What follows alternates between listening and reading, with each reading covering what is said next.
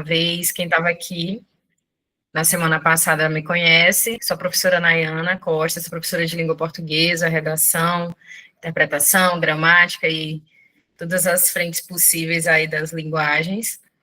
Na semana passada nós estivemos juntos aqui com o Oportuniza, falando, destrinchando, né, um pouco mais a respeito da cartilha do Enem, algo que é extremamente importante para os candidatos, né, uma vez que no próximo domingo vocês vão fazer essa redação, então saber o que se espera de vocês, o que se espera do texto de vocês, o que os corretores de vocês vão avaliar dentro de cada competência. E hoje, a gente montou um material mais voltado para análise de repertório.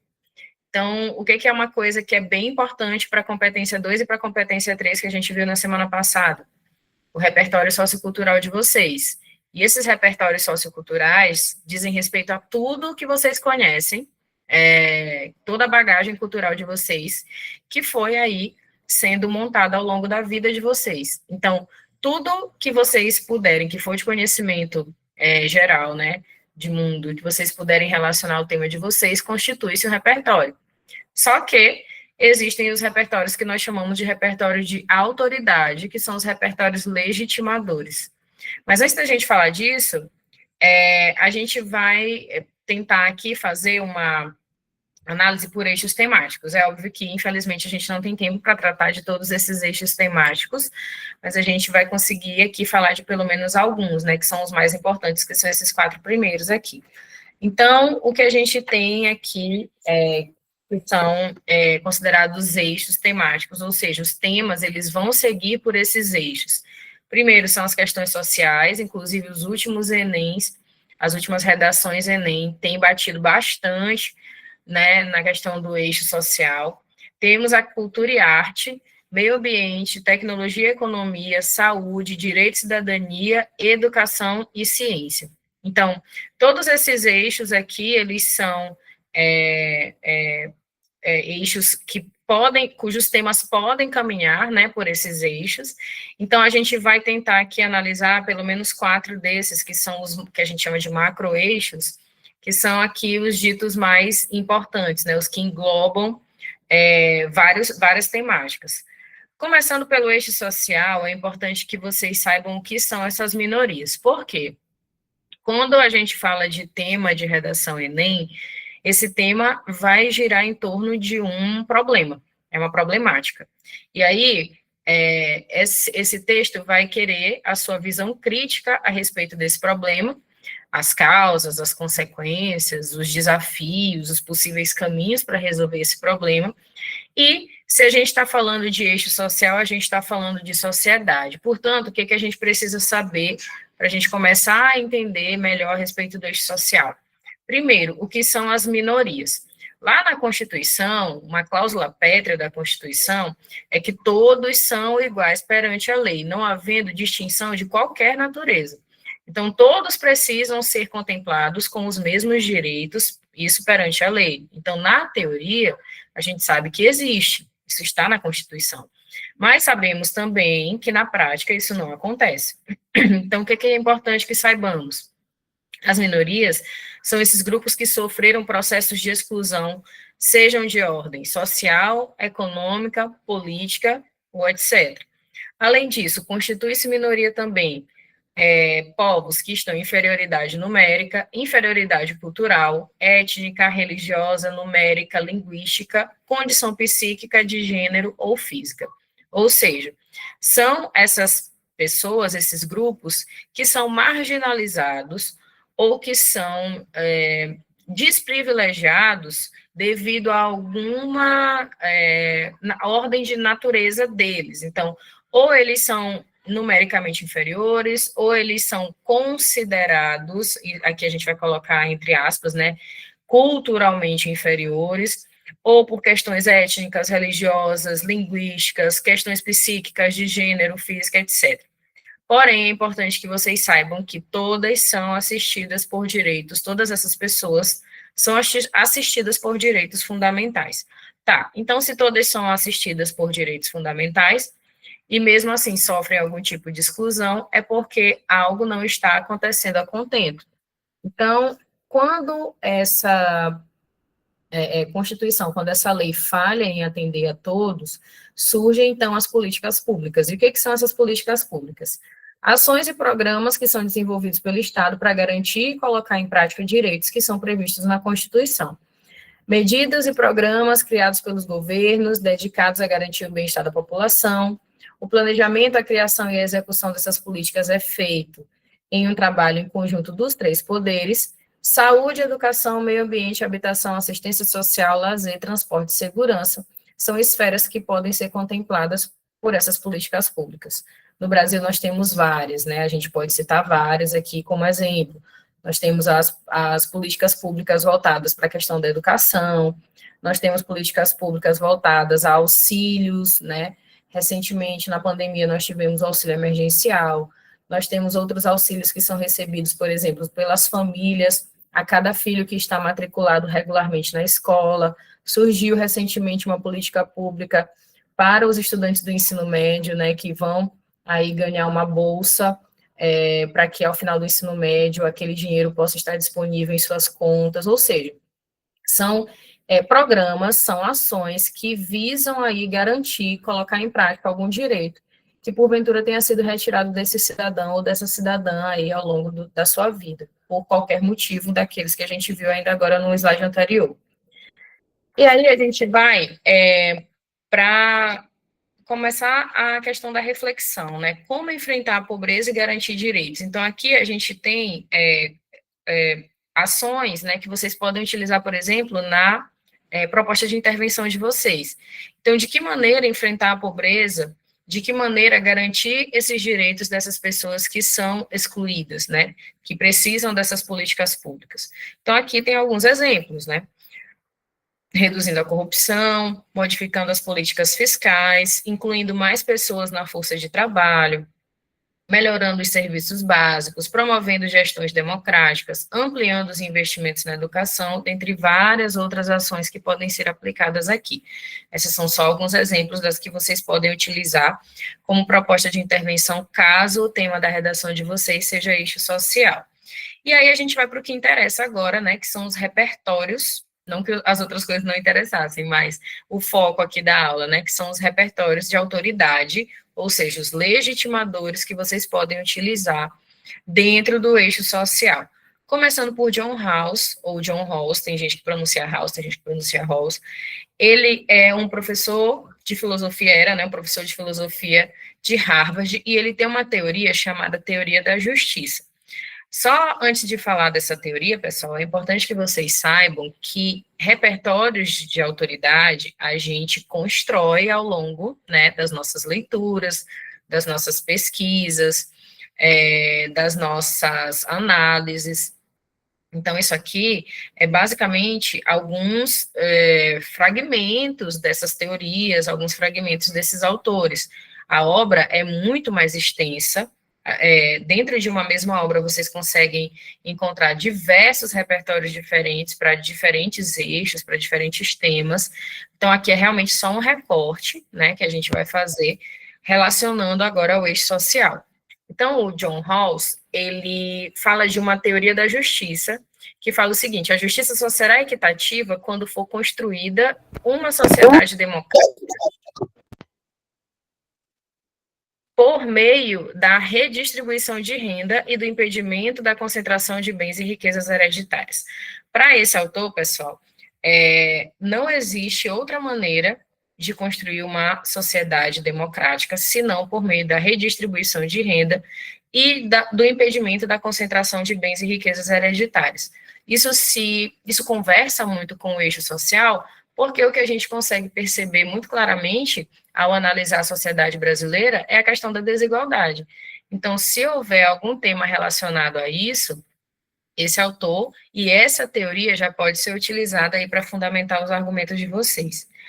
A gente também pode mencionar Norberto Bobbio, que é um clássico, né, um filósofo político e historiador italiano.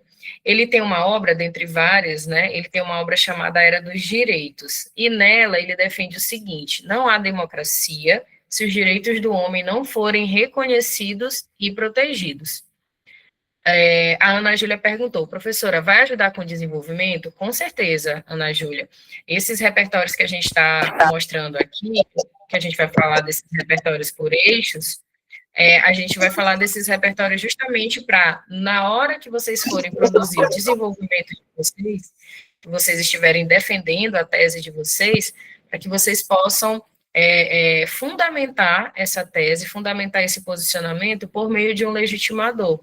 E o que é esse legitimador? São autores, filósofos, sociólogos, cientistas, enfim, pessoas que tiveram aí as suas análises, as suas obras, os seus livros, e trouxeram aí contribuições para a ciência.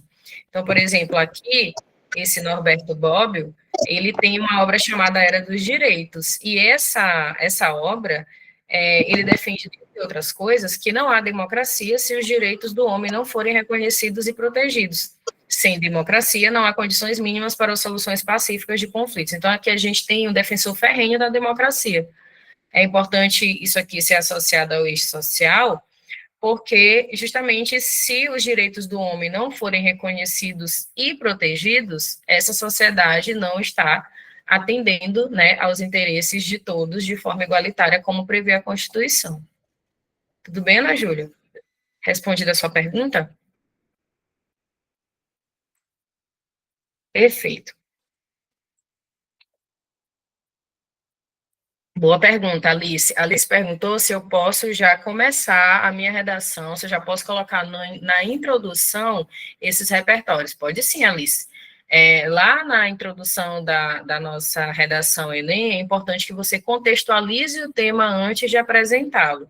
Então, você pode sim usar um repertório de autoridade para contextualizar. O que eu sugiro? Se você tem repertórios suficientes aí na sua cabeça para usar um na introdução, outro diferente no desenvolvimento 1 e outro diferente no desenvolvimento 2, porque é importante que tenha essa diversidade, né, de repertórios, ótimo, parabéns, perfeito. Mas digamos que, poxa, tia, eu só estou conseguindo, tia, ó, tô aqui exemplificando meus alunos, que meus alunos são maiores que eu e me chamam de tia. Mas, enfim, professora, eu só lembrei de 2 repertórios. O que eu faço na introdução? A introdução, digamos, que é um pouco mais livre. Como assim, professora? Na introdução, você não tem a obrigatoriedade de usar um legitimador, um repertório de autoridade. Lá na introdução, você pode usar uma música, você pode usar um filme, você pode usar uma notícia, você pode usar um dado, né? Você pode usar uma série, você pode usar, enfim, outros repertórios, outros conhecimentos socioculturais que você tem que podem ser relacionados ao tema, porque na introdução você não tem a obrigatoriedade de legitimar, porque você ainda não está argumentando. Agora, no desenvolvimento, você tem. Então, é importante que, se você tem repertório de autoridade, guarde para usar no desenvolvimento. É mais importante que você utilize no desenvolvimento do que na introdução.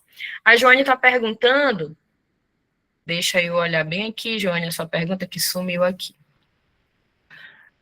A Joane está perguntando, o repertório pode ser um fator histórico no desenvolvimento 1 e desenvolvimento 2? Sim, Joane, um repertório sociocultural importantíssimo é o repertório histórico. O que é um repertório histórico? Você fala de um fato histórico que aconteceu, né? Como a gente fala a nível de Brasil, na redação Enem, com certeza você pode usar um fato histórico que se relaciona, ou que se assemelha, ou que pode ser comparado, inclusive, à situação que está na redação.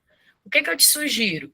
Se eu usei um repertório histórico no D1, eu vou optar por usar um repertório diferente no D2. Então, eu não uso mais histórico, eu uso sociológico, eu uso filosófico, eu uso literário, eu uso artístico, ok? Por quê? Porque, além de usar repertórios, é importante que eles sejam diversificados, tá? Hannah Arendt se encaixa no eixo social? Nossa, muito! Com certeza, Hannah Arendt se encaixa, principalmente nessa teoria da banalidade do mal. Eu acho que eu coloquei ela aqui. Se eu não me engano, ela está aqui nesse material, tá? Hannah Arendt, perfeita, tá? Hannah Arendt participou, né, desse massacre aos judeus, ela visualizou, ela enquanto jornalista esteve ali próximo daquilo tudo e conseguiu acompanhar aquilo de perto, e por meio de um julgamento que ela estava assistindo, né, de um ex-soldado nazista, ela escreveu esse livro e escreveu essa teoria que é muito importante e que se relaciona de forma muito efetiva com o eixo social. Então, sim, com certeza, Hannah Arendt é um repertório de peso, tá? Só cuidado com a forma que vocês vão utilizar para relacionar a Hannah Arendt com o tema, né? Para não ficar uma coisa solta, uma coisa vaga, de colocou lá só por colocar. Exatamente, para não virar um repertório de bolso. Importante que vocês, se vocês forem usar Hannah Arendt e forem usar a teoria da banalidade do mal, que é uma teoria excelente para ser usada como repertório de eixo social, que vocês linkem mesmo, que vocês costurem mesmo a teoria com a tese de vocês e com a argumentação que vocês vão desenvolver. Tranquilo, pessoal? Então, vamos lá. Rousseau, né, dentre várias teorias e citações que vocês podem usar de Rousseau, sobre a desigualdade social, Rousseau versa que é um fenômeno que tende a sempre se intensificar no contexto social. Por quê? As famílias mais pobres possuem um menor acesso à instrução e às informações necessárias para alavancar um desenvolvimento próprio, enquanto os grupos mais ricos possuem um maior nível estrutural para investirem e multiplicarem sua renda e os largos benefícios advindos dela. Para ele, o que causa desigualdade é exatamente a divisão social do trabalho. Óbvio que vocês não vão colocar um negócio desse tamanho aqui no desenvolvimento de vocês. Então, isso aqui é a ideia central, né? Como Rousseau entende a desigualdade social, então ele acha que o causador, a grande força motriz que está por trás da desigualdade é justamente essa divisão social do trabalho. Então, é como se fosse um ciclo que mantivesse sempre os grupos menos privilegiados por terem menor acesso à instrução, sempre como uma classe desprivilegiada, enquanto os grupos mais ricos, por ter um maior nível estrutural, vão sempre conseguir multiplicar a sua renda, gerando esse ciclo, né, vicioso. Então, é uma das coisas que Rousseau defende, que a gente pode relacionar aqui o eixo social. E, obviamente, não teria como falar de eixo social sem falar de Karl Marx, né? Para ele, gente, os desequilíbrios entre a burguesia e os trabalhadores existem, haja vista que a primeira era a detentora dos meios de produção, controlando e retendo a maior parte dos lucros sobre os bens produzidos a partir do trabalho coletivo. Essa lógica, perpetuada pela mais-valia, concentrava a renda e marginalizava os cidadãos. O velho e bom Marx, gente, é sempre um repertório de autoridade para ser usado no eixo social, porque ele sempre vai falar dessa questão de a concentração de renda nas mãos de poucos e o trabalho, né, sendo ali a exploração do trabalho para muitos, né, para a classe trabalhadora. Franz Boas é um antropólogo teuto-americano e tem uma citação dele que diz o seguinte: reconhecemos que o indivíduo só pode ser compreendido como parte da sociedade a qual pertence e que a sociedade só pode ser compreendida com base nas inter-relações dos indivíduos e seus constituintes. O que ele quis dizer com isso? Não dá para a gente interpretar, não dá para a gente entender o indivíduo sem entender a sociedade a qual ele pertence. E dá para a gente entender a sociedade como um todo sem compreender o indivíduo. Então, para Boas, o que acontece? A gente só analisa esse indivíduo e essa sociedade se a gente relacionar os dois. O meio com o individual e o individual com o meio. Beleza? E aí a gente vai para o nosso próximo eixo, que é o eixo cultura e arte. Antes de tudo, é importante lembrar o que é cultura. Então, cultura é toda conduta inercial habitual induzida, é o saber coletivo, são os costumes, são as transferências de geração em geração. Então, assim, há quem interprete, quem entenda que cultura é uma coisa realmente muito rebuscada, elitizada, muitas vezes, né? E não, cultura não necessariamente é aquilo que você absorve, mas é também aquilo que você transfere de geração em geração. Tem muitas coisas, muitos hábitos que nós temos hoje, por exemplo, na nossa casa, no nosso dia a dia, coisas que nós fazemos, que isso foi herdado das nossas gerações passadas, e que muito provavelmente nós vamos passar para as nossas próximas gerações. Deixa eu ver bem aqui, que tem uma pergunta. Professora, tenho muita dificuldade em escrever o desenvolvimento. Gostaria de saber se existe uma linha de raciocínio a ser seguida para conseguir desenvolver uma boa argumentação, pois eu sinto que geralmente só repito o tema e fico enchendo linguiça depois. Ô, Ana, isso aqui é mais comum do que você imagina, tá? Daqui a pouquinho eu vou mostrar alguns exemplos de redação nota 1000. A gente vai analisar, na verdade, acho que uma só por conta do tempo. E aí, Ana, na hora que a gente estiver analisando essas redações nota 1000, ou essa redação nota 1000, me lembra de eu fazer um adendo aqui para ti, tá? A respeito dessa pergunta, que é melhor a gente mostrar, né? A gente mostrando fica mais fácil de você entender, beleza? Mas me lembra mesmo. Então, continuando, as transformações sofridas pelos grupos sociais, povos e nações geram a necessidade de novas percepções, olhares diferentes, que levem em consideração o dinamismo e a mutabilidade dos espaços e relações sociais. Cultura, gente, não é algo parado, não é algo estático. Também tem a ver com as transformações que esses grupos sociais, que esses povos e que essas nações vão sofrendo ao longo do tempo. A respeito do eixo cultural, a gente pode colocar de novo Franz Boas, a questão do relativismo cultural. Ele tem uma teoria chamada relativismo cultural, que diz o seguinte: combate a classificação hierarquizante das culturas com base nas suas diferenças culturais. Foi pioneiro no método etnográfico, em que a convivência do pesquisador com o povo estudado é parte do processo de pesquisa. Então, a gente tem duas coisas importantes aqui. Primeiro, para Boas, não existe cultura melhor, cultura pior. Isso, até porque as culturas, elas não podem ser medidas nesse grau aí de importância. Todas as culturas são igualmente importantes para os seus povos. Outra coisa que ele defende é que esse método etnográfico, ou seja, o pesquisador ele vai estar em contato com o povo que está sendo estudado, é um processo importante da pesquisa. Não dá para você estudar uma cultura sem estar ali diretamente envolvido, inserido nela. A teoria tem como base a observação sem emissão de juízos de valor ou comparações. Então, essas são as considerações a respeito do eixo cultural. A gente tem Gilberto Freire, né, embora, obviamente, a gente tenha, várias pessoas tenham as suas ressalvas a respeito de Freire, foi muito criticado, né, por alguns posicionamentos em algumas de suas obras, mas a gente não pode negar também a sua contribuição, né, para a questão cultural. Então, na obra Casa Grande Senzala, ele negou a ideia da miscigenação degenerativa, ou seja, para ele, a mistura racial proporcionou o aparecimento do mulato, que é o representante genuíno do Brasil. Até então, as pessoas consideravam a questão da miscigenação como algo ruim, como algo pejorativo para o Brasil. E Freire defendeu que não, que pelo contrário, que essa mistura, ela proporcionou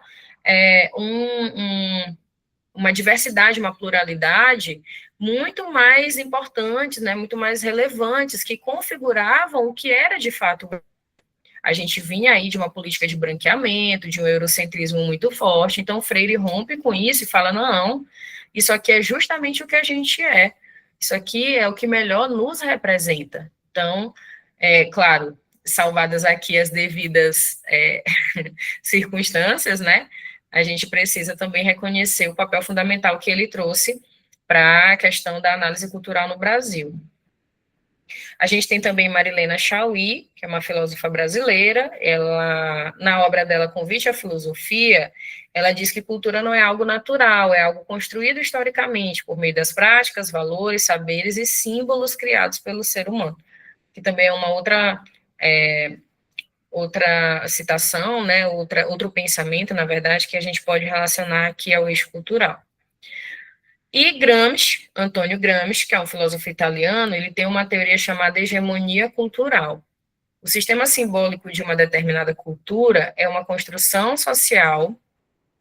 A Marilena Chauí, Juliana, tu usaste?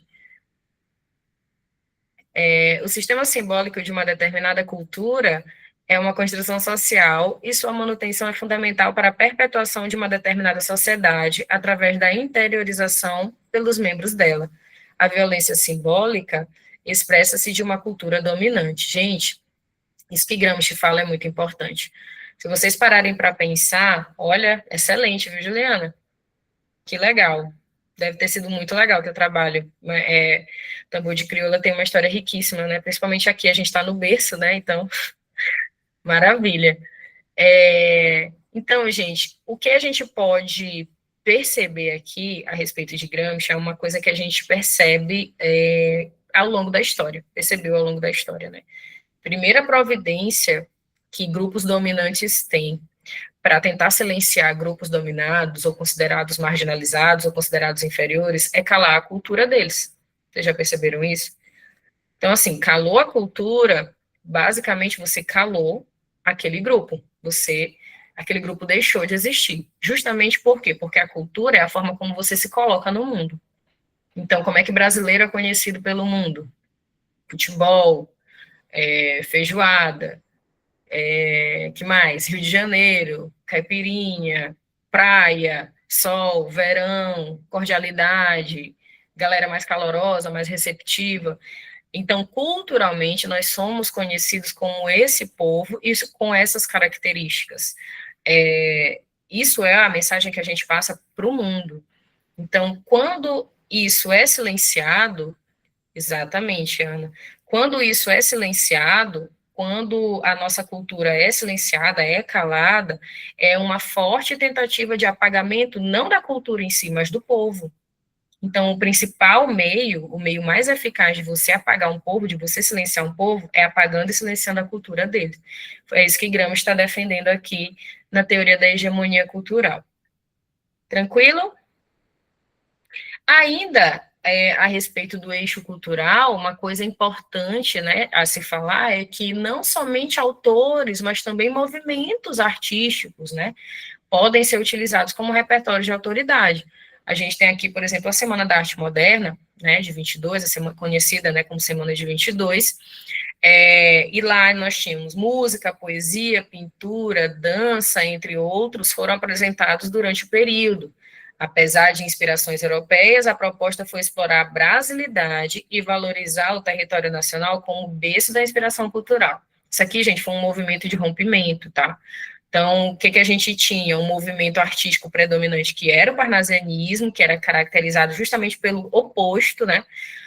Tudo muito formal, muito preocupado com a forma, com a forma do que com a mensagem. E aí vem a semana de 22 com toda essa brasilidade, né, rompendo com todas essas formalidades e mostrando o que de fato era o Brasil, as cores, os ritmos, a cultura, enfim. E aí a gente tem essa Semana da Arte Moderna como uma intervenção a esse modelo. Beleza? Então, aqui, só para diversificar um pouco, sair um pouco aqui da filosofia, da sociologia, da história, a gente também pode utilizar movimentos artísticos aí como repertórios de autoridade. Agora a gente vai para o eixo ambiental, e todo ano eu acho que a redação Enem vai ser eixo ambiental, e toda vez eu me frustro. Apesar de que os temas são excelentes, né, no eixo social, nada a reclamar, inclusive o último foi perfeito, na minha opinião. Toda vez eu acho que vai sair um pouco do eixo social e vai vir para a questão ambiental, porque realmente a gente tem questões muito emergentes, né, no eixo ambiental, mas não, o Enem segue firme e forte, o Enem segue firme e forte no eixo social. Não, eu também prefiro que seja eixo social. Eu só acho que eu fico imaginando, não, mas não é possível que vai ser eixo social de novo. Tem uns 5 anos que é eixo social e continua lá firmes e fortes. Os temas são excelentes, nada a falar a respeito dos temas, eu particularmente gosto bastante das abordagens, só que eu sempre acho que vai mudar um pouquinho e nunca muda. Enfim, eu não sou essa professora que vai ficar tentando adivinhar tema, tá? Se eu soubesse o tema, se eu fosse adivinha, né? Se eu soubesse adivinhar o tema do Enem, eu já estava rica. Porque com certeza eu ia ser conhecida como a professora que sempre acerta os temas e todos os alunos iam querer ter aulas comigo.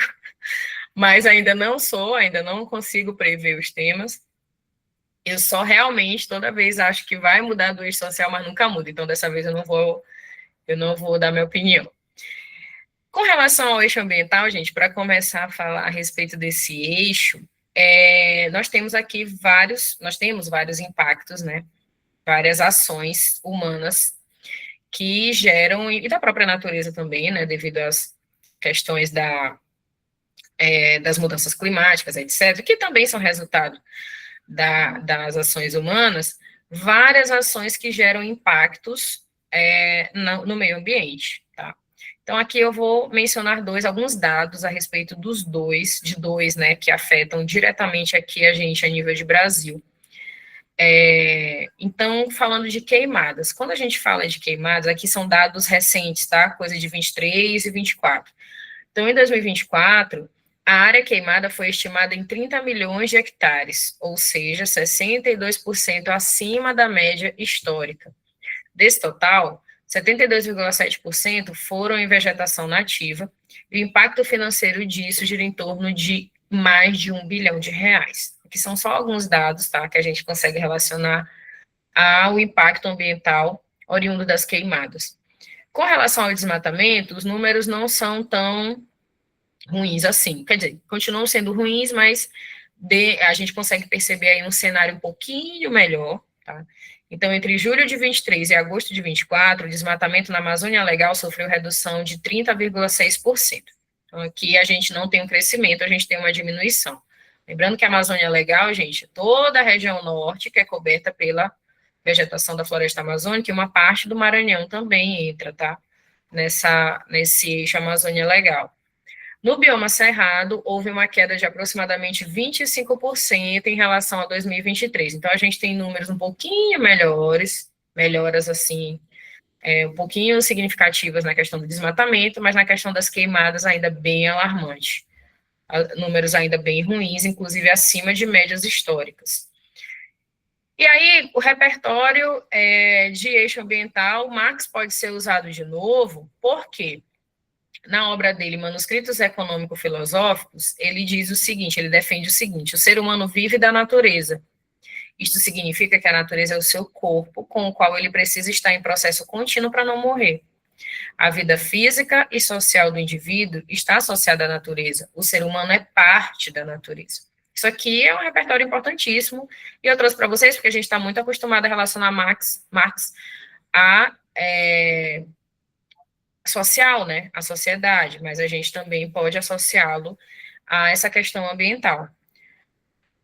Não sei se vocês conhecem esse brasileiro, Genebaldo Freire, importantíssimo para o eixo ambiental, porque ele tem uma teoria chamada teoria da ecopercepção. O que ele defende nessa teoria?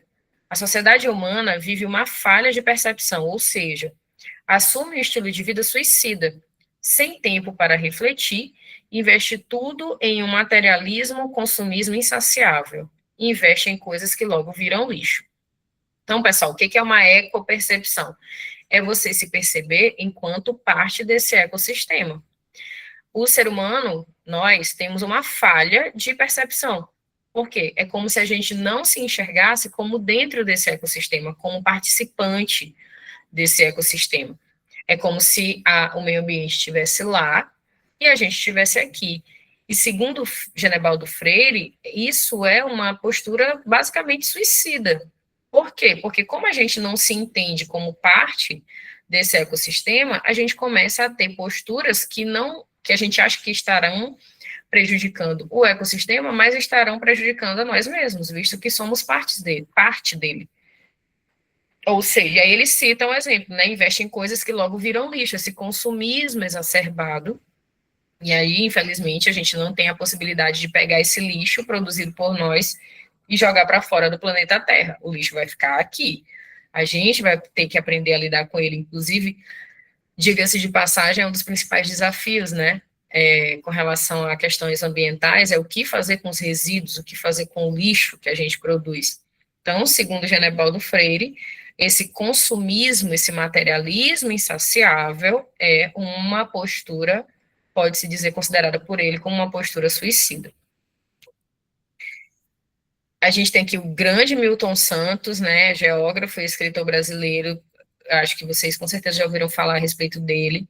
Em uma de suas obras, que fala por uma nova geografia, ele diz que o espaço é um verdadeiro campo de forças cuja formação é desigual. Formação do espaço, aspectos históricos, sociais, econômicos, geológicos e biológicos. Eis a razão pela qual a evolução espacial não se apresenta de igual forma em todos os lugares. Então, se ele diz que o espaço é um verdadeiro campo de forças cuja formação é desigual, obviamente a gente não vai ter a mesma atenção para as questões ambientais em todos os lugares.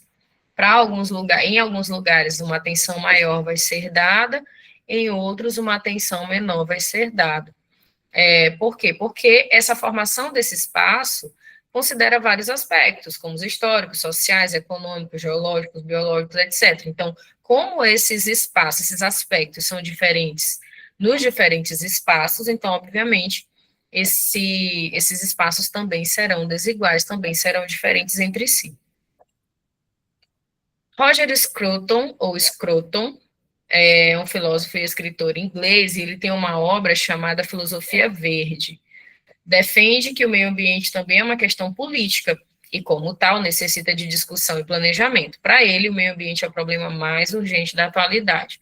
Aqui, o Roger, ele já leva isso para uma questão mais política, assim como a gente trata de leis, de emendas, de projetos, etc., ele acha que, de várias naturezas, para Roger Scruton, a gente também precisa levar o meio ambiente para esse tipo de discussão, para uma discussão política também.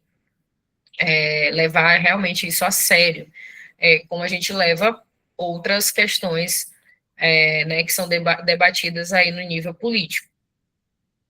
Hans Jonas é um filósofo alemão e ele tem uma obra chamada O Princípio da Responsabilidade. Atribui ao ser humano a responsabilidade pela manutenção da natureza e pela garantia do bem-estar e da existência de futuras gerações. Então, ele associa que os problemas sociais e éticos são provenientes dos avanços tecnológicos. Para Jonas, é responsabilidade nossa manter a natureza para garantir a existência de futuras gerações. Então, não é uma responsabilidade só do poder público, só do governo, só das grandes empresas, só da iniciativa privada, não. Para ele, é uma responsabilidade do ser humano em geral. E qual é essa responsabilidade? Manutenção da natureza e garantia do bem-estar e da existência de futuras gerações. Agora a gente vai para o eixo tecnológico, que também já foi minha aposta em algum momento, para fugir um pouquinho do eixo social.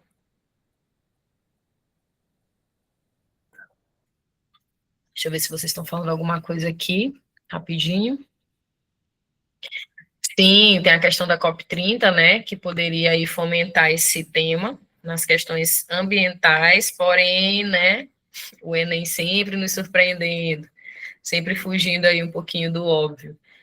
E tem a questão do eixo tecnológico, né, se a gente for partir, né, dessa análise do que está em voga, inteligência artificial, robotização, né, transformação aí de emprego, substituição de pessoas por máquinas, por robôs, por inteligências artificiais, enfim, vai que, né, nunca sabemos, só vamos saber mesmo domingo. Então, o que analisar a respeito do eixo tecnológico? O papel da tecnologia na sociedade, ou seja, como as inovações transformam o cotidiano, quem se beneficia e quem é excluído, quais os impactos positivos e negativos. E quando a gente fala, gente, nesse primeiro tópico aqui, como as inovações transformam o cotidiano, é importante que a gente entenda que isso pode ser para um âmbito positivo e também para um âmbito negativo, né? Outra coisa que a gente precisa levar em consideração são os aspectos éticos e morais. Então, uso de inteligência artificial, até onde a gente vai, né, com essa questão ética, com essa questão moral, questão da privacidade, questão da manipulação de dados, independência tecnológica e como isso afeta a saúde mental, e também analisar os impactos sociais e econômicos, ou seja, o mercado de trabalho, educação, meio ambiente, de que maneira esses vieses estão sendo impactados social e economicamente por essas novas tecnologias. Então, a respeito do eixo tecnológico, provavelmente vocês também já ouviram falar dele, o Byung-Chul Han, embora a obra mais famosa dele seja a Sociedade do Cansaço, Ele, na verdade, ele tem vários livrinhos, né, de várias sociedades, Sociedade do Cansaço, Sociedade da Transparência, tem outro também, que eu não estou lembrando agora o nome. O fato nesse livro, Sociedade da Transparência, inclusive, gente, esses livros do Bill Churran, eles são ótimos, é uma leitura bem fácil, né, as pessoas acham, não, é filosofia, então é uma linguagem rebuscada, não é, definitivamente. O Bill Churran, ele tem uma forma bem didática, né, de trazer o conteúdo.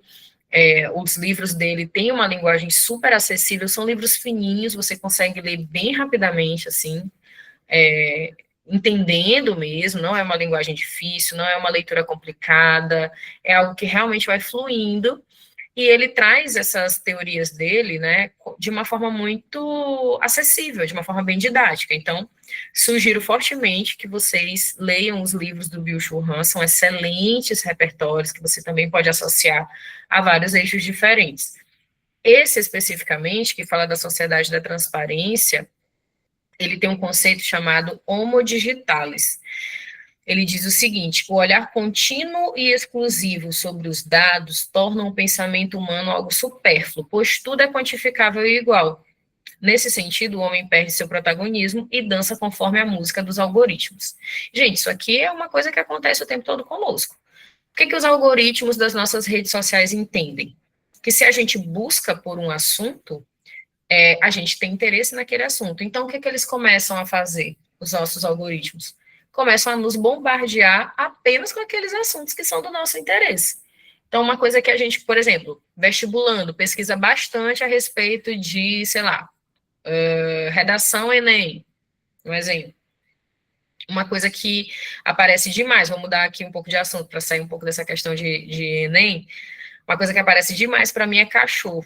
Eu adoro cachorro, amo cachorro, sou apaixonada por cachorro. Então, vídeo de cachorro, para mim, são vídeos que aparecem e que eu vejo até o final. Então, o que o meu algoritmo entende? Que eu gosto de cachorro. Então, ele fica me bombardeando com vídeo de cachorro. Se vocês abrirem meu feed, é só vídeo de cachorro de todo jeito, todo tamanho. O que Bill Churran está falando aqui? Como esse algoritmo ele quer me fornecer apenas o conteúdo de que eu gosto, então ele me fecha numa bolha. E naquela bolha, eu só vou ter acesso àquilo que é do meu interesse. Só que o mundo, pessoal, não funciona só com aquilo que é do meu interesse. A partir do momento que o meu algoritmo me manipula os meus dados e me fornece somente aquilo que eu quero ver, ele me priva de ver coisas que eu deveria ver. Então, há uma diferença entre querer e dever. Eu devo me informar a respeito das outras coisas que não me agradam, eu devo entender o outro lado político do qual eu não faço parte ou com o qual eu não concordo, eu devo saber o que está acontecendo no Brasil. Então, assim, não é o que eu quero. Para além do que eu quero, está tudo aquilo que eu preciso, que eu devo saber por uma questão de me manter informada mesmo, principalmente enquanto, por exemplo, vestibulando, né? Então, o que ele diz? Que essa dança dos algoritmos deixa tudo muito igual. Porque, assim, é o que você quer ver, então a gente vai ficar vendo só aquilo que a gente quer. Nesse sentido, o homem perde o seu protagonismo, porque ele começa a ser bombardeado com tudo aquilo que ele quer ver, e aí fica muito confortável, né? Fica muito mais difícil você tomar a iniciativa de sair, de romper a sua bolha, e procurar outras informações sobre coisas que você não quer ver, mas precisa ver. Coisas que você não quer saber, mas precisa saber. É para entender essa teoria de Bill Churran? Seguindo, Manuel Castells é um sociólogo espanhol e ele fala na obra dele, A Era da Informação, que o capitalismo passa de industrial para informacional, em que as tecnologias de informação e comunicação têm grande influência nas relações de trabalho e produção. Além disso, as relações culturais e sociais passam a ser estruturadas em redes de informação. Segundo o Castells, esse capitalismo, ele não é mais industrial, ele já é informacional. Então, essa riqueza, essa geração de lucro, ela está muito mais pautada nas informações, nas tecnologias, do que, de fato, nas fábricas e nas indústrias, como estava aí alguns séculos passados. Pierre Levy, ou, quem quiser falar em inglês, em francês, Pierre Levy, ele tem uma teoria chamada inteligência coletiva. Nessa teoria, fala que uma forma de o homem pensar e compartilhar seus conhecimentos com outras pessoas utilizando recursos mecânicos, por exemplo, a internet. Nela, os próprios usuários é que geram conteúdo, através da interatividade com o website. As tecnologias da inteligência são representadas especialmente pelas linguagens, os sistemas de signos, recursos lógicos e instrumentos dos quais nos servimos. Todo o funcionamento intelectual é induzido por essas representações. Segundo o Pierre Levy, a gente já nosso funcionamento intelectual, ou seja, o funcionamento do nosso cérebro, ele basicamente já é induzido por essas representações, que são essas representações tecnológicas. E uma outra coisa que ele fala é que nós somos os mantenedores dessa rede social. É um negócio muito lucrativo, né? Então, digamos, as redes sociais são gratuitas. Vou usar o exemplo das redes sociais. Então, para eu abrir uma conta numa rede social, eu não pago nada, né? Por exemplo, Instagram, TikTok, enfim, eu não pago nada. E aí, por que que essas redes sociais, por que que essas tecnologias, né, de interação, elas têm tanto sucesso?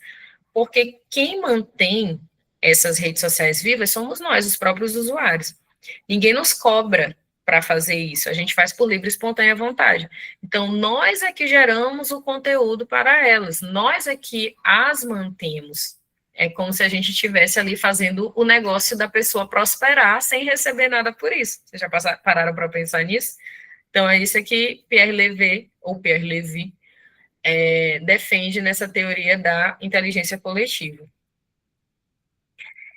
E, voltando aqui um pouquinho para o Brasil, né, a gente tem a Lúcia Santaella, ela tem uma obra chamada Cultura e Artes do Pós-Humano, e aí é importante esse termo pós-humano, né, pode ser um repertório que vocês, porventura, talvez possam associar, dependendo do eixo. Segundo Santaella, o termo pós-humano não significa o fim do ser humano, mas uma nova etapa da evolução, em que o homem se funde às tecnologias, como próteses, inteligência artificial, realidade virtual e interfaces digitais. Defende que é necessário desenvolver consciência crítica sobre essas transformações para que a tecnologia sirva ao humano e não o contrário. Então, Santaella defende que a gente está vivendo na era do pós-humano, em que nós já nos fundimos a essas tecnologias. É como se em algum momento não tivesse mais como diferenciar o que é humano e o que é tecnológico. Mas para ela é importante que a gente tenha sempre essa consciência crítica para que a tecnologia nos sirva e não a gente sirva a tecnologia. Beleza? Agora a gente vai analisar aqui, antes da gente, daqui a pouco a gente vai falar, daqui a pouco a gente vai falar das competências 4 e 5, fiz um material à parte para essas competências, para a gente comentar um pouquinho a respeito delas. Mas antes, a gente vai analisar essa redação aqui, que tirou nota 1000 no último Enem, cujo tema era Desafios para a Valorização da Herança Africana no Brasil. Então, aqui, deixa eu só voltar, acho que foi a Ana Júlia, deixa eu só ver aqui, foi a Ana Júlia que pediu ajuda aqui no desenvolvimento? Foi a Ana Júlia. Então, Ana Júlia, atenção. A gente vai analisar a introdução, depois a gente vai analisar o desenvolvimento, e aí eu vou tirar aquela dúvida que tu tiveste, tá? Então, vamos lá. Sobre esse tema, esse candidato aqui escreveu o seguinte na introdução: o ciclo do ouro, ocorrido no Brasil no século XVIII, acarretou o aumento do número de escravos provenientes do continente africano no país, trazidos com graves diferenças culturais entre si, sem que fossem levados em consideração os aspectos regionais e sociais de suas origens, ocasionando uma homogeneização forçada de indivíduos. Percebam que até aqui, pessoal, até aqui, indivíduos, esse candidato fez uma contextualização. Então, para quem está anotando aí, se tiver anotando, se tiver interesse em anotar, a primeira parte dessa introdução aqui foi uma contextualização. Então, embora o tema seja Desafios para a Valorização da Herança Africana no Brasil, o candidato não chegou logo falando do tema. Ele fez uma contextualização do tema, utilizando o quê? O ciclo do ouro no Brasil. Por que que isso tem a ver com o tema? Porque nessa época, lá no século XVIII, nós tivemos a vinda de muitos escravizados para cá. E eles, na própria África, eles tinham diferenças culturais muito significativas. Imagina eles sendo tirados de lá e sendo trazidos para cá, para uma nova realidade, para um novo contexto completamente diferente. E isso não foi levado em consideração. Não foi levado em consideração os aspectos regionais, nem sociais de suas origens, ocasionando uma homogeneização forçada. Ou seja, eles precisaram se adequar, eles foram catequizados, eles precisaram abrir mão das suas crenças, dos seus costumes, ou seja, eles passaram por um processo de homogeneização forçada. Beleza, isso é uma contextualização. Esse candidato utilizou um contexto histórico para fazer a contextualização do tema. Só depois de falar do ciclo do ouro é que o candidato vem falando a respeito do tema, relacionando a contextualização que foi feita com o tema. Então, como é que ele faz isso? Atualmente, de forma análoga à história colonial brasileira, olha a relação que está sendo feita aqui, está até destacado para vocês verem, que é essa coesão, essa parte em amarelo, é a coesão do parágrafo anterior com esse que a gente está lendo agora. Ainda há uma forte tendência à padronização cultural da África, desprezando sua pluralidade e seu legado. O que esse candidato fez aqui? Apresentou o tema.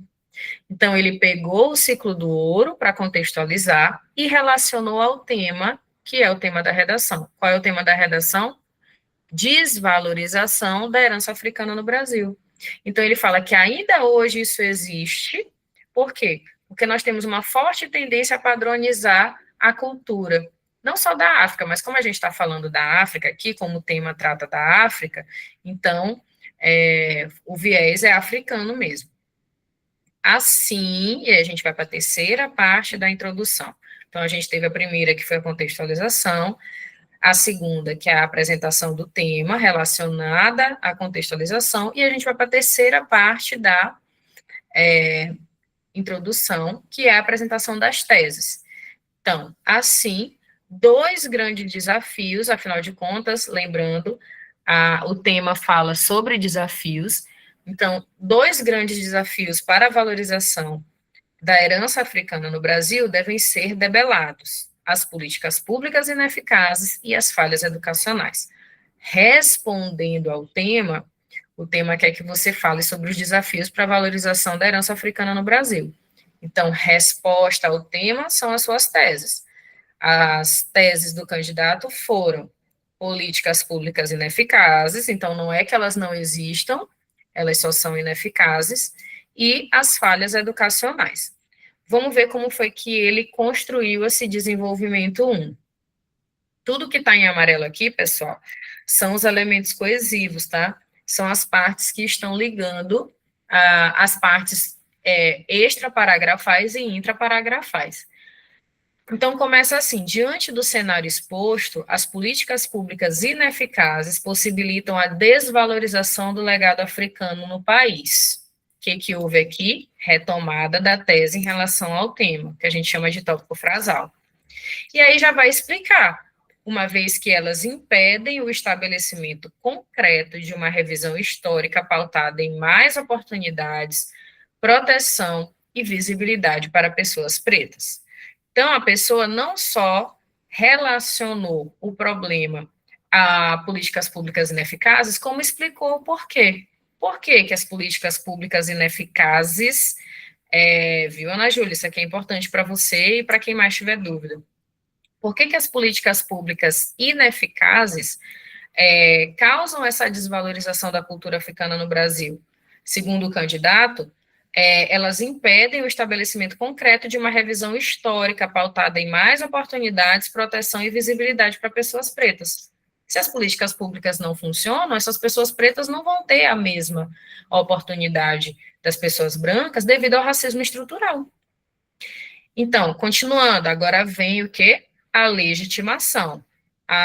O candidato já apresentou sua tese, já justificou sua tese, agora vem a parte da legitimação, que é o repertório. Então, consoante o sociólogo Emile Durkheim, uma sociedade sem regras claras, sem valores e sem limites, encontra-se em estado de anomia social. Isso aqui é uma teoria clássica, né, bastante conhecida de Emile Durkheim. Tia, veio de novo com tia, professora, a gente não pode dizer que isso é um repertório de bolso, depende. Se ele foi mal utilizado, se ele foi colocado aqui de maneira superficial ou sem nenhuma relação com com a tese, sim, ele pode ser considerado um repertório de bolso. Como o candidato aqui tirou 1.000, a gente já sabe que não foi. Então, vamos ver como foi que ele relacionou essa teoria da anomia social de Emile Durkheim com a tese dele de ineficácia de políticas públicas. Nesse sentido sociológico, esse estado anômico pode ser observado na odierna realidade brasileira na medida em que as políticas públicas ineficazes permitem o desprezo e o desrespeito com as religiões de matriz africana, a desassistência em áreas quilombolas e a ausência de representatividade em propagandas, por exemplo. Com base nisso, uma mudança urgente e pragmática deve ser realizada, visando a transformação dessa conjuntura de modo a não só valorizar a herança africana no país, como também a protegê-la. Então, o que esse candidato fez, pessoal? Apresentou a tese dele, justificou por que ele escolheu a tese de políticas públicas ineficazes, legitimou com a teoria da anomia social de Durkheim, relacionou essa teoria da anomia social com exemplos que podem ser observados no Brasil e finalizou o desenvolvimento dele falando o porquê que essa realidade precisa ser transformada. Aqui a gente tem um desenvolvimento completo, tá? Vamos ver o que esse candidato fez no desenvolvimento 2. Ademais, as falhas educacionais também constituem-se como importantes fatores que aprofundam o descaso com o legado africano no Brasil. Segundo o filósofo Immanuel Kant, o homem é aquilo que a educação faz dele, outro repertório que poderia tranquilamente ser considerado um repertório de bolso, né, um repertório clichê, como algumas pessoas dizem. Mas vamos ver como foi que o candidato relacionou ele à sua tese. Sob esse prisma filosófico, essas falhas educacionais solidificam mentalidades alienadas na população, potencializando preconceitos e ratificando equívocos concernentes à cultura africana no país. Olha, então, por mais que esse repertório seja considerado por alguns como um repertório clichê, nesse caso aqui, está sendo relacionado diretamente, de forma muito eficaz, muito feliz, inclusive, a proposta, a tese que foi defendida pelo candidato, porque o candidato está falando que essas falhas educacionais aprofundam o descaso, e aí ele confirma isso dizendo que, por conta dessas falhas educacionais, as mentalidades alienadas, os preconceitos são solidificados, então ele conseguiu concatenar, ele conseguiu ligar aí perfeitamente tese, repertório e argumentação. Vamos ver como ele continua. Nesse viés, a própria formação do cidadão brasileiro, no que tange à África e sua herança, é maculada por noções desprovidas de veracidade e etnocêntricas, corroborando a desvalorização da pluralidade e das raízes africanas presentes em campos variados, como a gastronomia, a dança e a religião, representados respectivamente pelo acarajé, tambor de crioula e pelo candomblé. Então, o que ele faz aqui? Ele prova, ele mostra quais são as partes, quais são os pontos em que a gente consegue perceber que essas falhas educacionais estão ajudando, no caso, prejudicando, né, a valorização dessa herança africana no Brasil. E aí finaliza. Então, torna-se imperiosa a correção imediata dessas falhas no sentido de debelar erros e ampliar visões africanas positivas. Vamos ver como foi que esse candidato concluiu o texto dele. Infere-se, portanto, que as políticas públicas ineficazes e as falhas educacionais configuram-se como os dois desafios para a valorização da herança africana no Brasil. Aqui a gente tem a retomada das teses relacionadas ao tema. E aí vem a proposta de intervenção, começando pelo agente. Nessa ótica, o governo federal, órgão máximo responsável pela ordem social, então a gente já tem aqui o detalhamento, deve ampliar as políticas públicas existentes. Ó, lembrem lá, a tese era políticas públicas ineficazes. Qual é a proposta de intervenção? Políticas públicas existentes, ou seja, ampliação dessas políticas públicas existentes, tornando-as mais eficazes. Como? Por intermédio de uma aliança com o governo estadual e o governo municipal. Para quê? Com a finalidade de aumentar a proteção, as oportunidades e a representatividade das pessoas pretas. Pronto, temos uma primeira proposta de intervenção que atende à tese de políticas públicas ineficazes. Vamos para a segunda. O governo federal também deve corrigir as falhas educacionais, que no caso foi a segunda tese, né? Falhas educacionais. Como? Por meio da mídia, grande divulgadora de informações. Nesse grande divulgadora de informações, a gente tem o detalhamento. E da escola, a fim de mitigar equívocos, ocasionando a valorização do legado africano. Logo, o país possuirá uma estrutura melhor para dialogar com a herança africana, longe da padronização impositiva ocorrida durante o ciclo do ouro no século XVIII. O que esse candidato fez aqui no final, gente, que foi retomar o que ele falou lá no início, é uma estratégia muito bem aceita pelos corretores, quando, obviamente, ela é bem utilizada.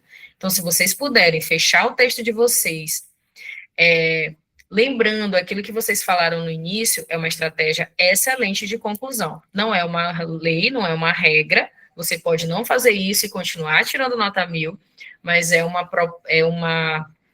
um recurso muito bem visto e muito bem aceito pelos corretores, porque isso mostra mais ainda que o seu texto foi pensado e que ele tem uma ligação entre começo, meio e fim, e do fim com o começo. Então, a gente pode interligar esse texto todo, tá?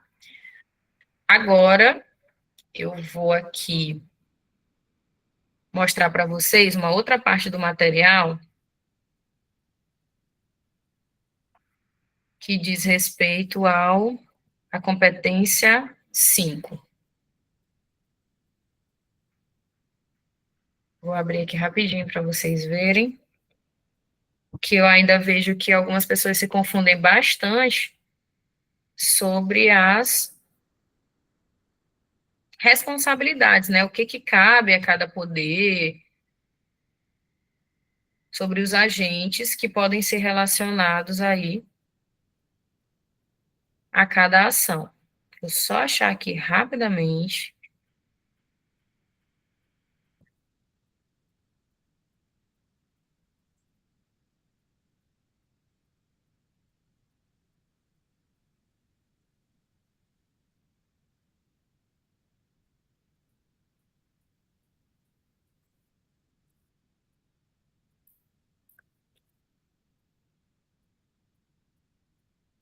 Achei.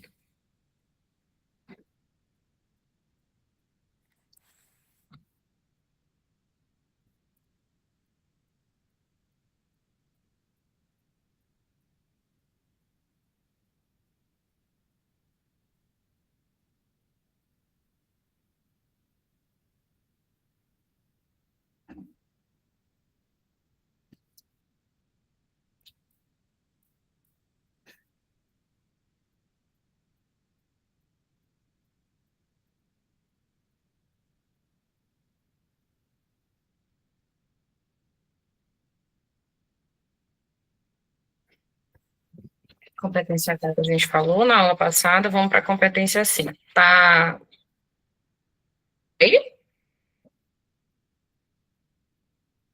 Tá aparecendo aí para vocês os slides da competência 5? Ué, que foi que eu...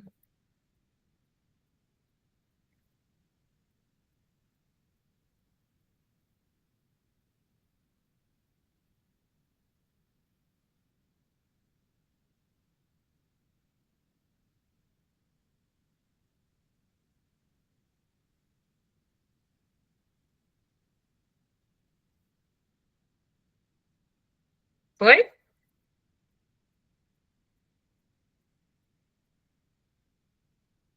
Tá aparecendo aí para vocês? Para mim não tá aparecendo. Gente, não sei o que está acontecendo. Peraí.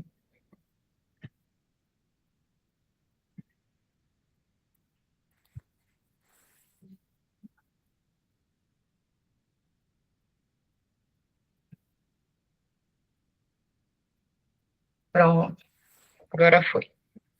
Vamos lá, competência 5, proposta de intervenção. A gente vai correr um pouquinho agora para dar tempo da gente falar sobre tudo.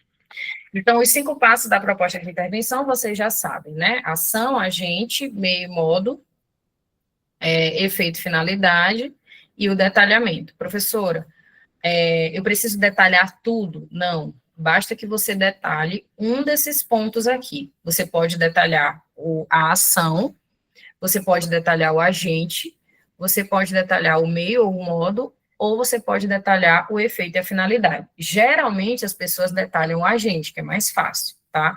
Por exemplo, essa redação nota 1000 que a gente acabou de avaliar, o candidato detalhou apenas o agente. O que é detalhar? Trazer mais informações a respeito desse agente, como ele lá colocou. O governo federal, órgão máximo de poder, enfim, não lembro mais o que foi que ele usou, mas foi um detalhamento a respeito desse agente. Você pode detalhar a ação, trazer mais informações sobre como vai ser essa ação, sobre o meio ou o modo que ela vai se processar, enfim. Esse detalhamento é importante, mas ele não é fundamental para todos os tópicos da proposta de intervenção, você pode detalhar apenas um. Então, a ação é o que precisa ser feito. Então, aqui nós temos alguns exemplos, né? Então, criação ou cumprimento de leis, ampliação e fortalecimento de políticas públicas, que foi o que foi usado ali pelo candidato, né? Fortalecimento, ampliação de políticas públicas, oferecimento de auxílios, implementação de práticas, promoção de campanhas, fiscalização, divulgação. Muito cuidado, gente, com essa ação, ou seja, o que precisa ser feito, porque às vezes já foi feito. Então, por exemplo, criação de leis. Cuidado, às vezes essas leis já existem, elas só não estão sendo aplicadas como deveriam, tá? Vamos lá. A Cioline está fazendo uma pergunta aqui, está dizendo, professora, tenho uma dúvida, não fazer o detalhamento tem perca de ponto? A Cioline, se a sua proposta de intervenção for realmente muito bem construída, não haverá perca de ponto, mas é muito importante que você faça pelo menos uma detalhação de um desses itens da proposta de intervenção, tá? Se você não fizer, pronto, perfeito, não tem problema nenhum, você pode fazer o detalhamento dessa ação, você pode fazer o detalhamento da ação, você pode fazer o detalhamento do meio, o detalhamento do agente, fica a seu critério, desde que haja uma detalhação. Eu recomendo fortemente que haja detalhamento, tá? Maria Fernanda, o detalhamento de uma ação pode ser alguma exemplificação? Sim, Maria Fernanda, você pode detalhar a sua ação exemplificando como ela ocorreria na prática, tá? Então, como é que essa ação que você pensou para sua proposta de intervenção, como é que ela ocorreria na prática? Você pode dar um exemplo de como isso funcionaria na prática, para mostrar que ela é uma ação viável, tá? Então, continuando, quem, ou seja, a quem caberá a responsabilidade de resolver, ou de mitigar, ou de minimizar esse problema? Governo e suas esferas, que são o poder executivo, legislativo e judiciário, poder público, ministérios, prefeituras e secretarias, as ONGs, a própria mídia, como vocês viram lá na redação nota 1000 que a gente acabou de analisar. Outro que pode ser responsabilizado, a iniciativa privada, as escolas, a sociedade civil. Aqui nós temos vários exemplos de agentes, ou seja, de quem pode ser responsabilizado. Aqui, quem faz o quê? Ou seja, o que cabe aos governos? É importante que vocês saibam isso aqui, gente, porque muita gente confunde as funções, tá?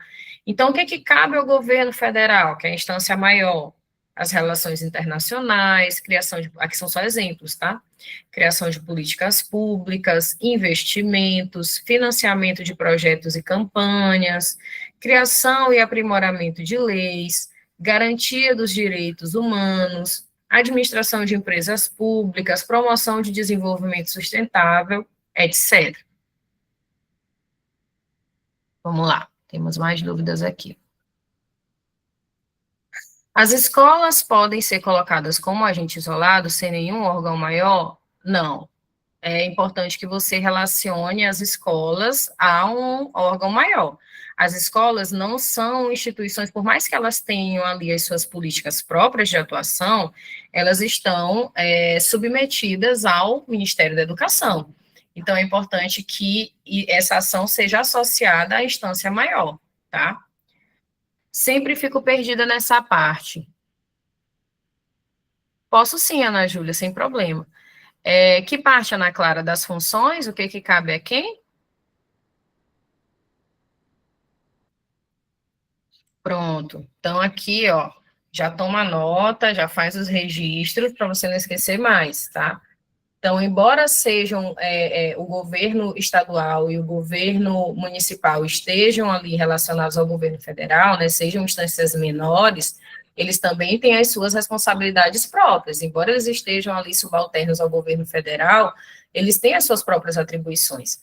Então, o que cabe aos governos estaduais? Implementação de políticas públicas federais, administração de recursos do Estado. Então, o Estado recebe esses recursos do governo federal, essa administração cabe aos governos estaduais, administração e ampliação da rede de saúde pública e estadual, garantia de segurança pública, cuidado com a infraestrutura local, geração de emprego e renda, criação de projetos de moradias.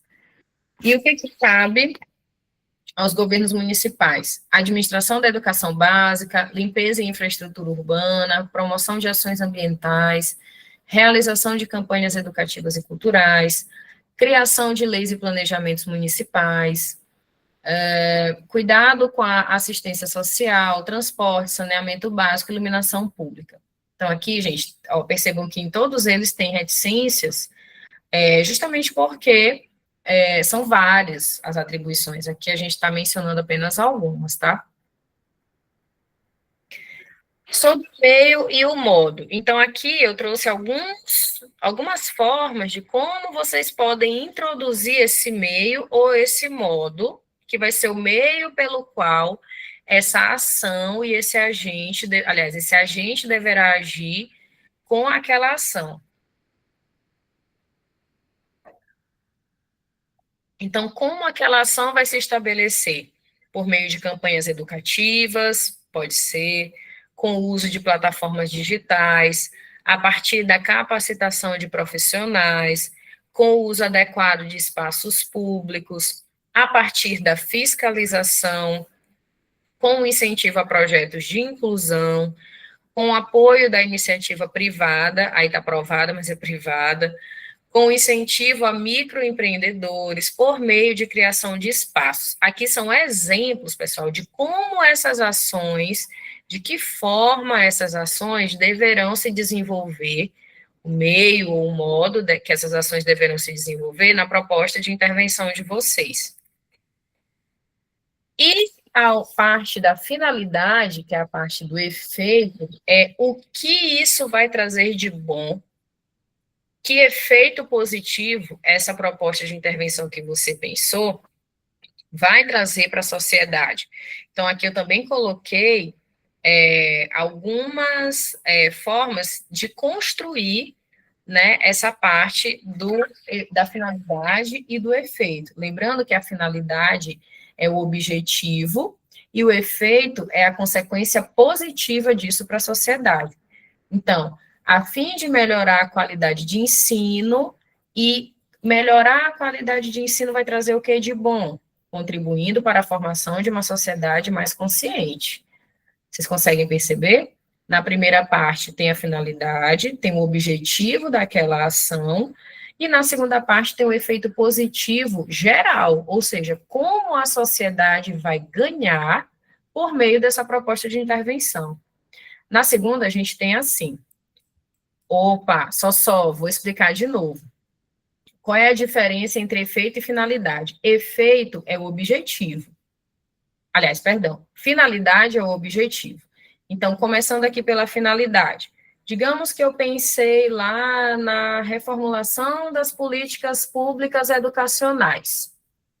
Não necessariamente nessa ordem, Joane, você pode fazer de uma ordem diferente, mas aqui a finalidade vindo primeiro do que o efeito, a nível de coesão fica mais bem organizado, tá? Então, essa finalidade, digamos que eu pensei lá em políticas públicas educacionais, reformulação dessas políticas públicas educacionais. Qual é o objetivo disso, da minha proposta de intervenção? Qual é o objetivo dessa reformulação? Melhorar a qualidade de ensino. Esse é o objetivo, portanto, essa é a finalidade. Esse é o objetivo da minha ação. Agora, qual é o efeito positivo disso para a sociedade em geral? Contribuindo para a formação de uma sociedade mais consciente. Deu para entender a diferença? A finalidade é algo restrito à ação. Qual é o objetivo daquela ação que eu pensei? O efeito é a consequência positiva disso para a sociedade, é um âmbito mais geral. Como é que as pessoas, como é que a sociedade vai ganhar se essa proposta de intervenção se cumprir? Essa é a diferença, tá? Um outro exemplo. Digamos que a finalidade é para incentivar o pensamento crítico. Qual é o efeito positivo disso para a sociedade? Fortalecendo o desenvolvimento social do país. Claro, se o cidadão tem um pensamento crítico mais apurado, obviamente haverá o desenvolvimento social do país. Uma sociedade mais crítica é uma sociedade mais desenvolvida. Outro exemplo, com o intuito de formar cidadãos com consciência de classe. Essa é a finalidade. E qual é o efeito positivo disso para a sociedade? Promovendo a igualdade de oportunidades. Se eu tenho cidadãos com consciência de classe, eu vou ter uma sociedade que vai promover uma igualdade de oportunidades. Outro exemplo de finalidade, reduzir os índices de criminalidade. Perceba, esse é o objetivo da ação que eu pensei. Qual é o efeito positivo disso a nível de sociedade? Contribuindo para a melhoria da qualidade de vida. Se eu tenho uma sociedade menos criminosa, com um índice de criminalidade menor, obviamente eu vou ter cidadãos com qualidade de vida melhor também. Outro exemplo, com o objetivo de ampliar o acesso à saúde. Qual é o efeito positivo disso para a sociedade? Garantindo melhor qualidade de vida da população. Se eu tenho o acesso à saúde ampliado, consequentemente, a qualidade de vida da população melhora. Outra finalidade, para reduzir os impactos ambientais. Qual seria o efeito disso? Contribuindo para a conservação do planeta. E, por fim, são só alguns exemplos, tá? A fim de combater a desinformação, contribuindo para uma sociedade mais crítica e consciente. Então, isso aqui, pessoal, é a última parte da nossa proposta de intervenção, que vai falar da finalidade, ou seja, do objetivo dessa proposta de intervenção e os seus efeitos positivos para a sociedade. O que é esse detalhamento, para a gente encerrar? O detalhamento, como eu já falei para vocês, é a parte que eu vou trazer uma informação adicional a respeito de um dos itens da proposta de intervenção. Aqui eu trouxe um exemplo para vocês sobre o agente. Digamos que eu prefira, que eu escolha detalhar o agente. Então, eu vou falar a respeito da função desse agente. Coloquei aqui um exemplo. Ó.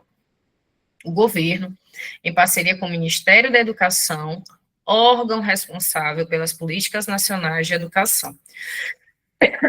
Nesse caso aqui, eu resolvi detalhar o agente. Como é que eu detalhei esse agente?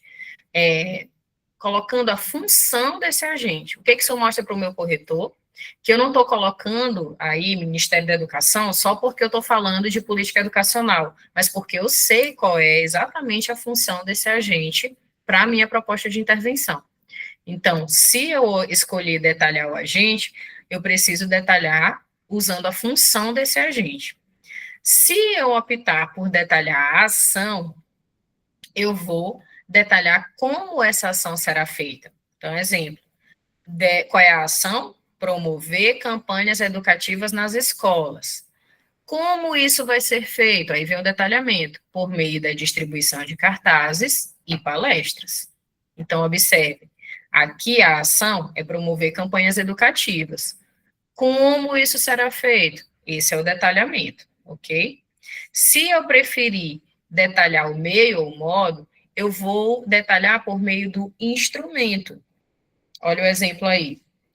Por meio de vídeos, esse é o meio, divulgados nas redes sociais da instituição, ou seja, de que maneira esse meio vai ser utilizado? Por meio da divulgação das redes sociais da instituição. Então, perceba, eu tenho várias formas de detalhar. É importante que eu detalhe pelo menos uma dessas partes, cada uma da sua forma. Se eu optar por detalhar o agente, eu vou falar da função.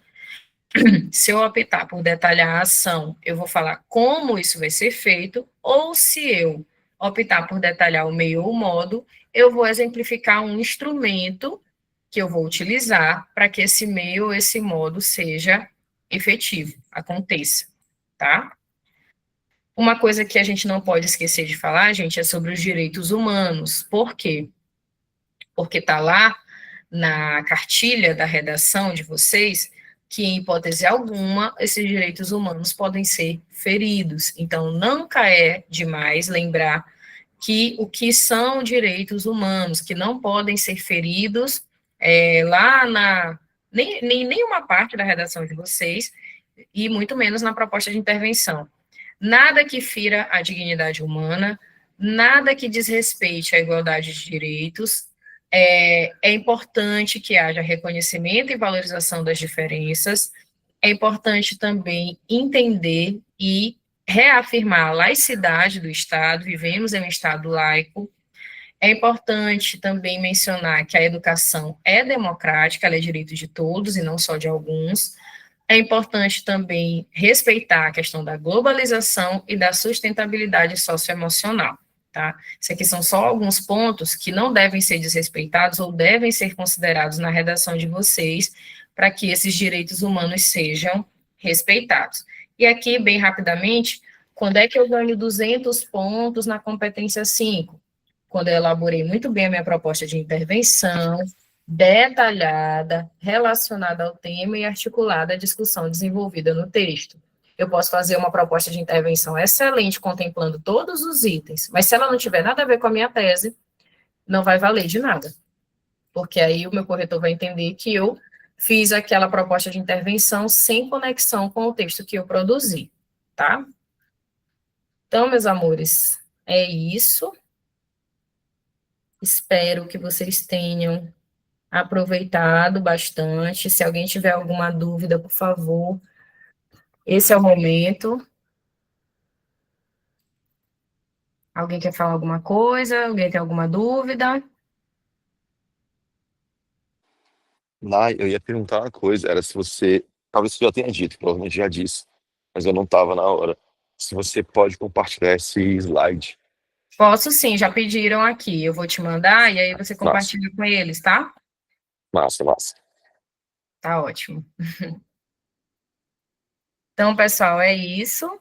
Obrigada pela atenção de vocês. Espero que vocês tenham gostado. Desejo a todos uma excelente prova, uma excelente redação.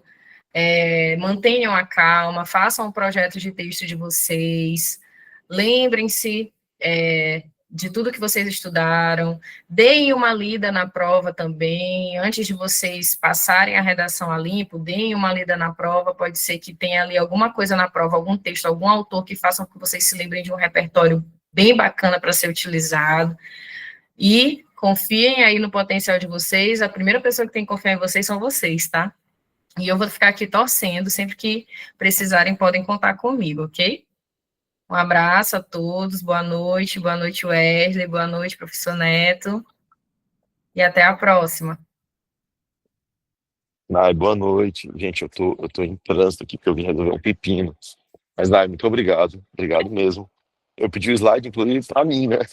Eu mesmo quero o slide. Vou Mas, mandar. muito obrigado. E, gente, enfim, amanhã essa aula já está no ar, então é importante revisar, né? essa última semana a gente fez uma playlist com as aulas que já aconteceram, que já rodaram, tá tudo no YouTube. E essa aula aqui também vai para lá, tá bom? Gente, só lembrando que amanhã a gente vai ter aula do professor Rômulo, beleza? Amanhã do professor Rômulo, deixa eu ver se eu lembro. Depois da manhã, a aula do professor Afonso de História. O Rômulo vai dar aula de Filosofia, beleza? Então não perca, a aula muito legal também, tá bom? Valeu, obrigado, Nayana, mais uma vez, maravilhosa. Muito bom. É isso aí, tamo junto, valeu. Obrigada, boa noite, tchau.